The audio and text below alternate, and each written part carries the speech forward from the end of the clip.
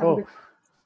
Thanks for that, and super pleased to be here and to share a bit of the journey. So today, as discussed, I'm going to be talking about building this COVID-19 API to share data around the coronavirus and taking it from an MVP, quick and dirty implementation to something that looks like a production environment. So a little bit about me. I'm Redelinghuys, full stack developer, been involved with Go for quite a number of years now. I have a startup called BVNK, which is a banking platform that is written entirely in Go. I'm also a principal consultant for Demon Solutions here in London. And I just like building things, which led me to build the COVID-19 API. So a little bit of a backstory.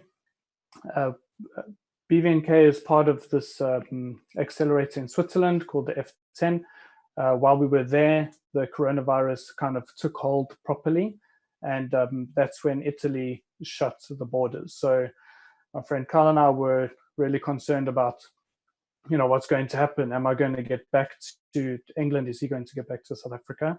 So I started looking for data sources for the coronavirus and couldn't really find any that were nice API and RESTful or anything that I could build an application with.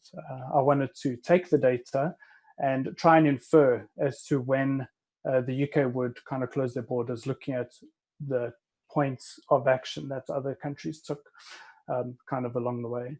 And the photo from the bottom left is actually as we left Switzerland when we eventually did leave. And you can see there's not many flights at all because that's the full day's flights.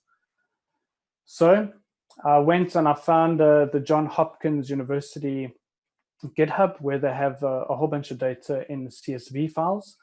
And I decided, cool, let me quickly take the CSV data, save it in a database, and then just expose through an API. At the end of the day, it's just super simple. You take the CSV data, you pass it, you store it in a database, and then you have a couple of handlers that kind of get that data and expose it. So this picture on the bottom right is actually the entirety, all of the external packages that were involved in that first implementation. I'm a big fan of not adding overhead to Go. I think it's super performant. I think you can do like anything that you want basically with it. And then the packages that are imported are more for niceties or for kind of special cases. So with that in mind, this is the first HTTP server. I'm sure most of you will recognize this.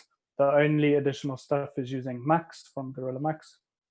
But here I just exposed 8 or so routes. One of them is internal, the stats route, and then basically had a little ticker that ran every 6 hours.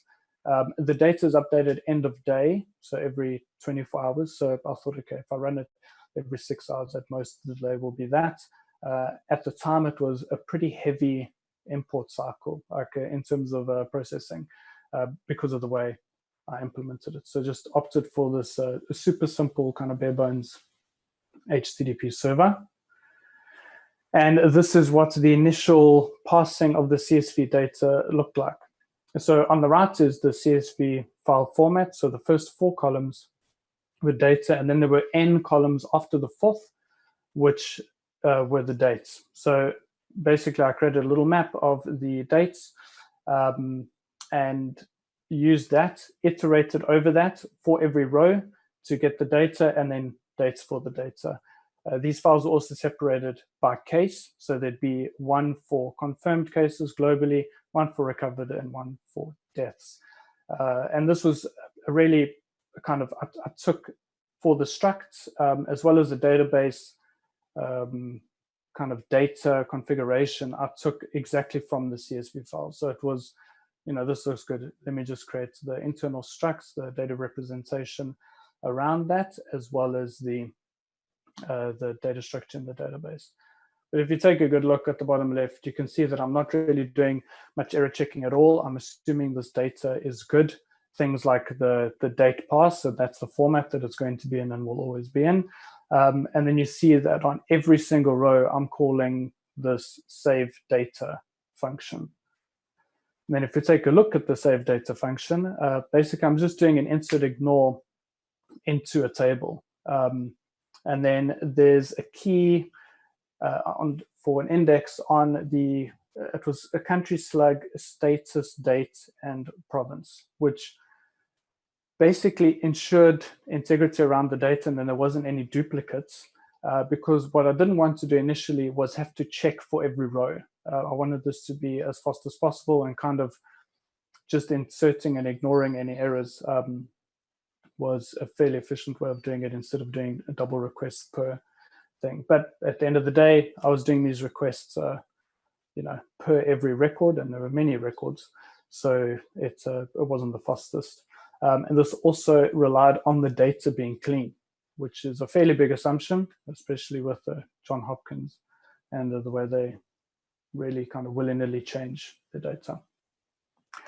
So with that, it was about 4 hours time from nothing to server binary compiled on a DigitalOcean droplet, with the server exposed to the world, and a cool domain bought, COVID19API.com. And as you can see from the graph, things really took off. I mean, when I put this onto the server and kind of just shared it on Twitter, I thought it would be cool if people used it. Anything, 1,000 requests would be amazing.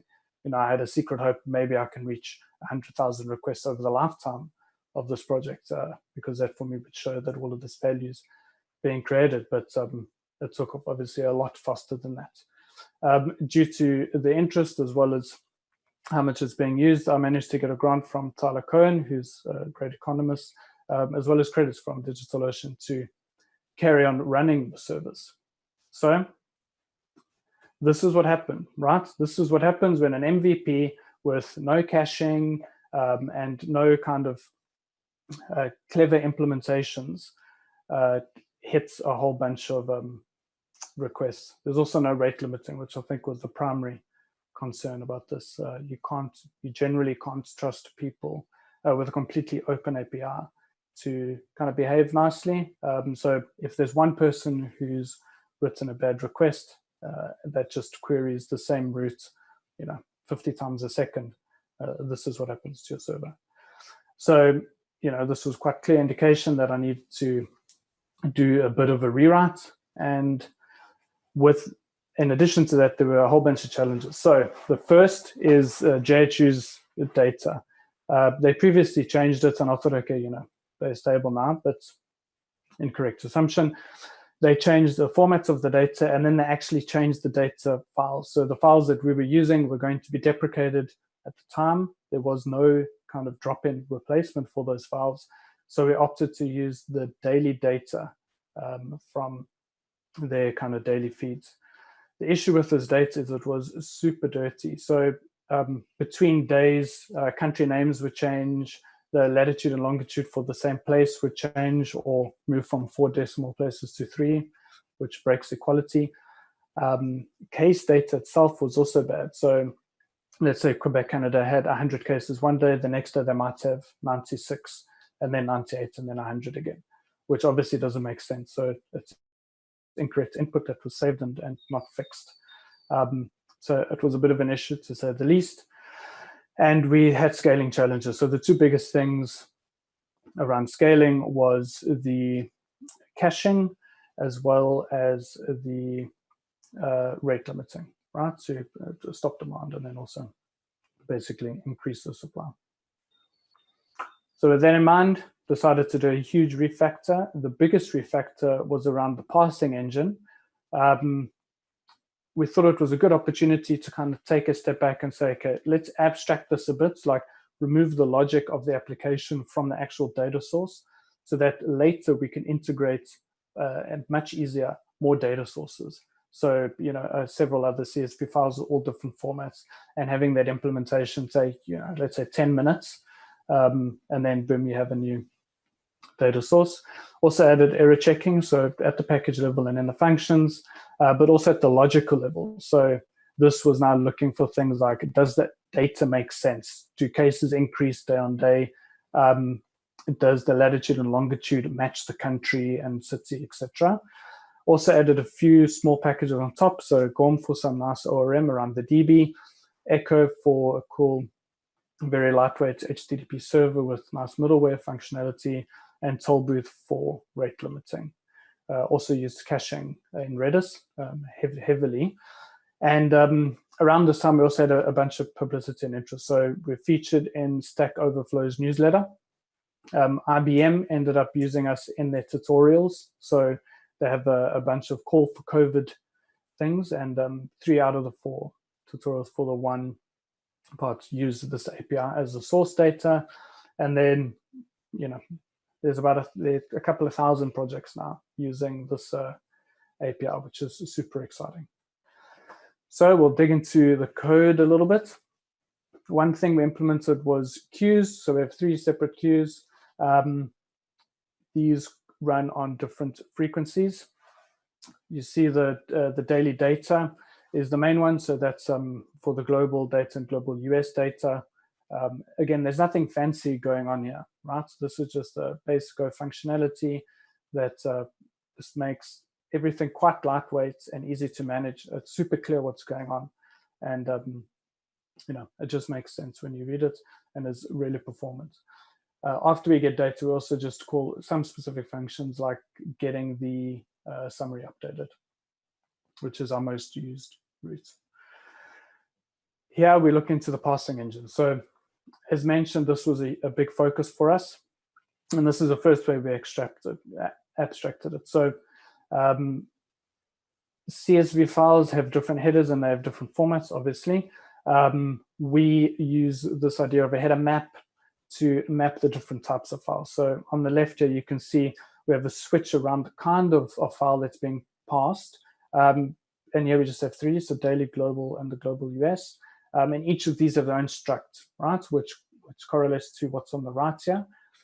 We've also abstracted the struct itself because you can have multiple field or column names that go back to the same internal representation of their data. And this is a lesson we learned basically the hard way, because day on day, not only would the data change, but the field name that they use for the column would change with the JHU's data. So we had to do this in order to kind of make sure that things don't break as easily as they were. One thing that we focused on a lot was the normalization around location data. So after looking at what we were doing, we decided, cool, location is exactly what we need to focus on as a primary key. And as a result, we did all of this checking on the left here around the different equalities around a location. This is just a get location function that gets called through every row that gets passed. And we do a bunch of checking here. So this is going through to an internal map, which I'll show you after this, but also comparing the equality of the province name and the city names, and some exceptions for the US due to the different types of data around that. And this all basically just makes sure that when a record case data is being specified against a location, we are sure that that location is actually the location that's being referred to. And here's an example of another way of how we do that, is the name for countries changed during the daily data as it got updated.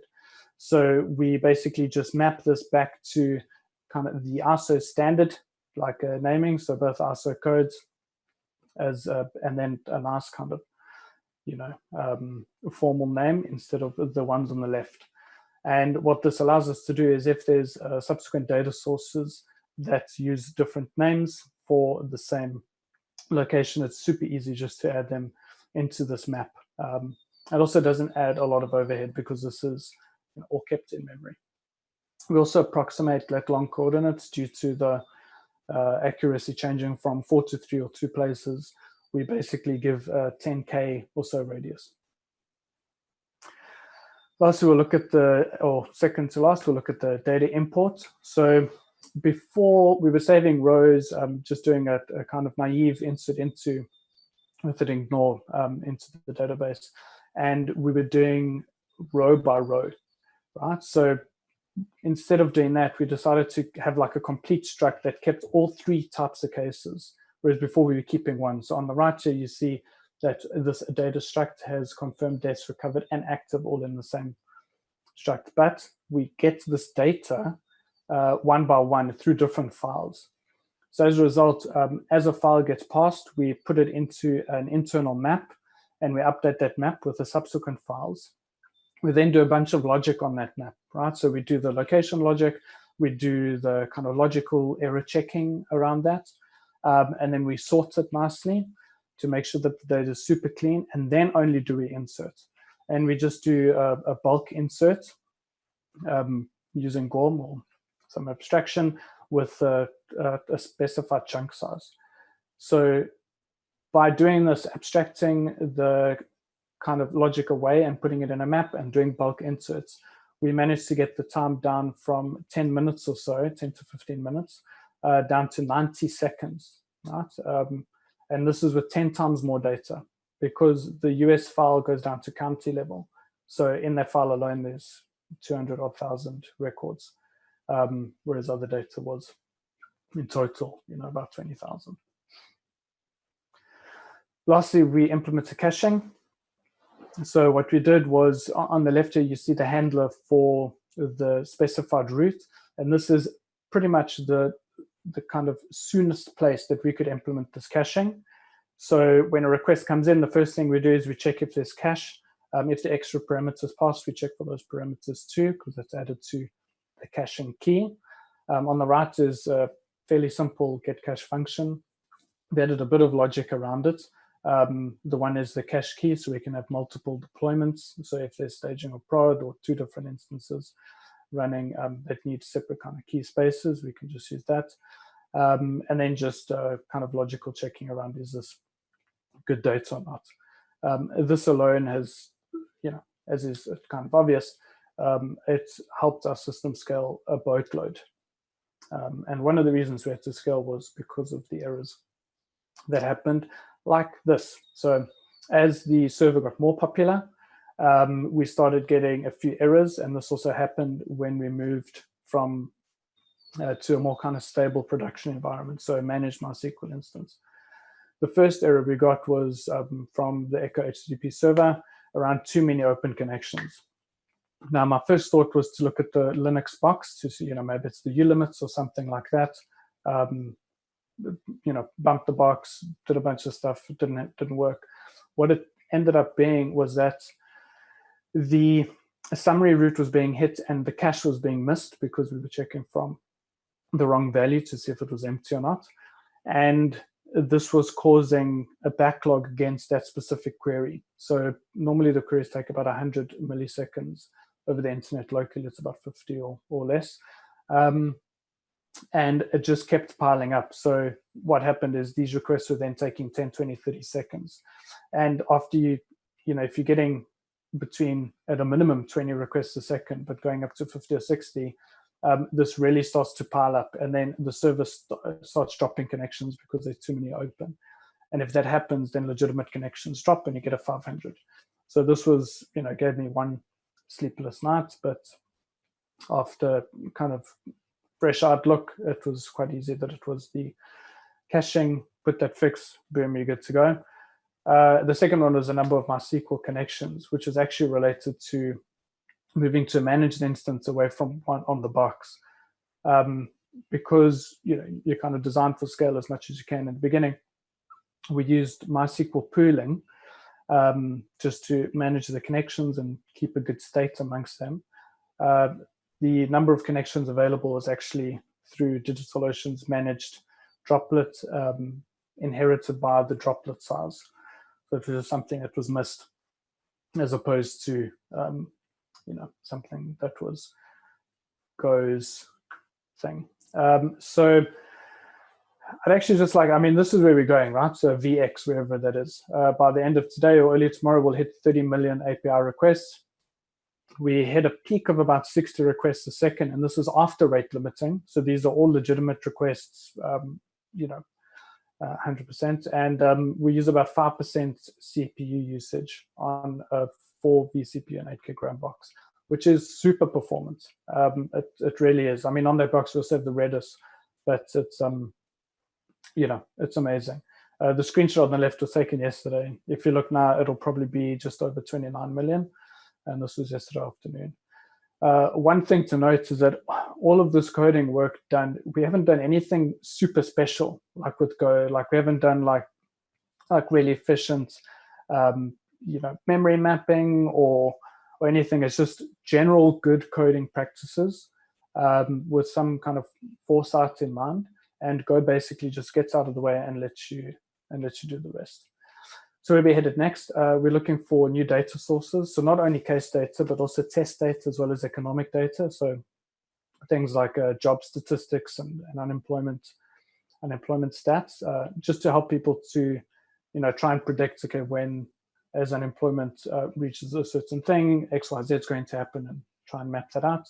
We're looking for external submission of data sources to grow the service, not just by us as a blocker, and then obviously increase API functionality, so offering more services around the existing data that we have. Thank you very much. Here are some links. So the project is COVID19 API, that cool domain. You can get me at my website or on Twitter. And a shout out to Aziz, that's his Twitter there. He's done a boatload of work on the API server to get it up and running. Also a call to get involved. We're looking for contributors. Always join the Slack group. The link is on the website. And then just use the API and build. So open for any questions or comments. Thank you very much, Kyle. Please accept this clap on behalf of everybody. One question or several questions already started coming out from the crowd. Mm-hmm. So the first one, which one of all the challenges do you think was the hardest one to face? It was the changing of data. Absolutely. I mean, it's a nightmare. Our core proposition as an API is to have good, clean data, and the data has to be accurate. JHU, Johns Hopkins University, have done an amazing job of putting the data in the public domain. But at the end of the day, it's run by effectively volunteers within the organization. So, it's not managed with degree of accuracy. There are errors that happen. So it was keeping up with that. But the big benefit is now that we have this amazing data parsing engine that we can now quite easily extend. Okay, thank you. There's one more question. Yep. What about even more complex CSV like the one from the NHS statistics workbooks? Yeah, so multiple sheets and stuff. Right now, we are only dealing with, or at least we've only thought about single-sheeted kind of files. If the data is complex, where, let's say, where it's not logical, where you can just extend things, we have to rewrite the logic behind how the data gets passed. Luckily, it's abstracted enough that we can build a separate function for that, but it is a bit of overhead because we'd have to do it per kind of complex CSV file type. All right, thank you for the answer. I think for now, this is all from the crowd, and I would like to ask you to tell more details about this background. Why? So the story of this background is that each speaker was required to send us a picture that is about something that's related to them, but not necessarily something that everybody knows about you. So Kyle, what is this beautiful scenery? Yeah, so that's Switzerland, right by Schultron, which is where one of the old school James Bond films was shot, right? So Her Majesty's Secret Service. And I'm an avid trail runner. I had a trail running website for a while. So to be there, this is my happiest place by far. Being in the mountains, especially if there's like snow and sunshine, and Switzerland is pretty magical. That is true. One more, I don't know if it's a question or a comment. I'm parsing fast in d3.js directly. I have collected some data sources and then there's a link. So I guess I can share that link with you and see if that's interesting for you. Hopefully we can integrate it or something similar. Yeah, but otherwise I want to say thank you again for giving the talk and for answering the questions and for sharing this beautiful scenery with us. Thank you very much. To